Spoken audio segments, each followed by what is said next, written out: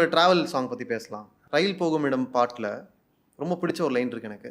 பூமியே முகவரி, காற்று வீசும் திசையே வழி. இந்த சாங் வந்து எதேச்சா ஒரு நாள் ஒரு ஒரு பவுட் ஆஃப் இன்ஸ்பிரேஷனில் வந்து டியூன் பண்ணிவிட்டு அதே மாதிரி ஆற போட்டேன். அது அப்படியே இருக்கணும் அப்படின்னு சொல்லி.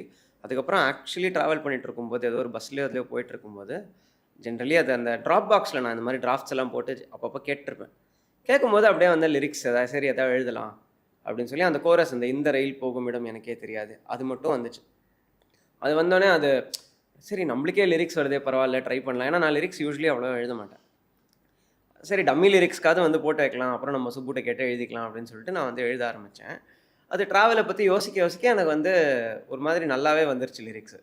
எனக்கு வந்து okay this is not bad, நம்ம சுப்புக்கிட்ட வேலிடேட் பண்ணலாம் அப்படின்னு சொல்லிட்டு ஒரு வாட்டி சுப்பு வீட்டுக்கு வந்திருக்கும்போது கேட்டேன், இது எப்படி இருக்குது, இதை எழுதி தரியா அப்படின்னா, மச்சி இது சூப்பராக இருக்குது, நீ இது வந்து அப்படியே வச்சுக்கோ அப்படின்னு சொல்லிட்டான். ஸோ எனக்கு அது வந்து பயங்கர ஹாப்பி ஆயிடுச்சு.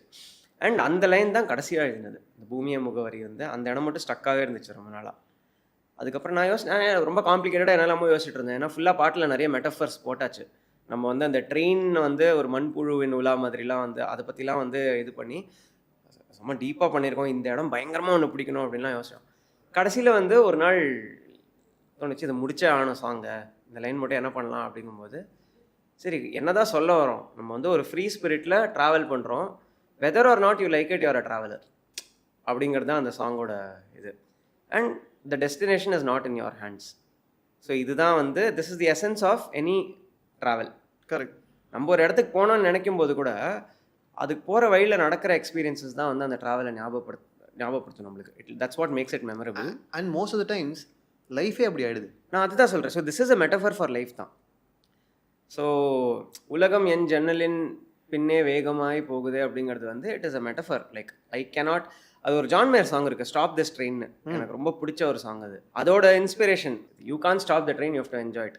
ஸோ அந்த ஒரு கான்செப்ட் தான் இந்த பாட்டுமே. என்னென்னா இந்த ரயில் எங்கே போகிறதுன்னு எனக்கு தெரியாது, ஆனால் வந்து நான் I have a window seat, so I am enjoying the scenery.